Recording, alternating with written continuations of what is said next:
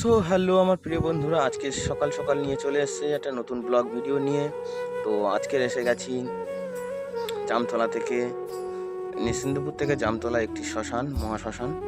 তো ওই শ্মশানটি কে কে জানো অবশ্যই কমেন্ট করবেন, আর ভিডিওটি অবশ্যই শেষ পর্যন্ত দেখতে থাকুন। ভিডিওটি ভালো লাগলে ফলো করে দেবেন, শেয়ার করে দেবেন। তো কে কোথা থেকে দেখছেন ভিডিওটি দেখতে থাকুন। তো এখানে আসতে গেলে আমি ঠিকানাটা দিয়ে দিচ্ছি। তো জায়গাটা দেখুন, তার আগে দেখে নিন জায়গাটা কত সুন্দর একটি পরিবেশ। তো এখানে দেখছেন একটি ঘর পড়ে আছে, পুরনো ঘর। তো অনেকদিন ধরে এখানে লাশ আসে না, অনেকদিন পড়ে আছে শ্মশানটি, বহুত পুরনো শ্মশান। তো আপনাদেরকে সানেঘাট নিয়ে যাব, শ্মশানের সানেঘাটে। তো সানেঘাটটা দেখতে পাচ্ছেন কত পুরনো সানেঘাট, পাশে দেখতে পাচ্ছেন পুরো ঘরগুলো সব ভেঙে গেছে। তো দেখাচ্ছি সানেঘাটে নেবে।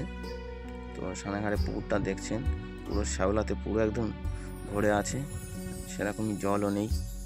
তো চলো এবারে শ্মশানের ভিতরে নিয়ে যাওয়া হোক। তো শ্মশানের ভিতরে নিয়ে যাচ্ছি, ভিডিওটি অবশ্যই শেষ পর্যন্ত দেখতে থাকুন ও লাইক করবেন, কমেন্ট করবেন।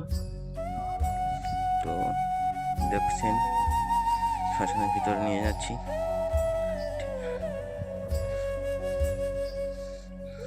বেশ কিছুদিন আগে আমার মনে হচ্ছে যে বেশ কিছুদিন আগে একটি লাশ এসেছিল।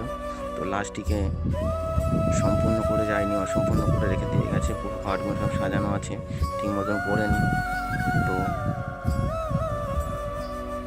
আমার গাটা খুব ছমছম করছে, এখন বেলা 1টা বাজে। তো আমি একা এসেছি এখানে। তো চলো দেখতে থাকো ভিডিওটি। দেখো এখানে একটা স্নান করা আছে, মানে কি লাশের স্নান করানোর জন্য এটা করে দিয়েছে। তো পাশে একটি খাল আছে। সো প্রিয় বন্ধুরা, কে কি বলো জানি না, আমরা গ্রামের ছেলে, আমরা এটাকেই খাল বলি। তো দেখতে পাচ্ছেন শ্মশানটা পুরো একদম ভেঙে গেছে। তো আশেপাশে জায়গাটা কত বড় একটি এরিয়া নিয়ে আছে, তো পুরো একদম ফাঁকা জায়গা। তো দেখছেন এখানে বাথরুম করা আছে, তো পাশে সাবমার্সিবলও দেওয়া আছে।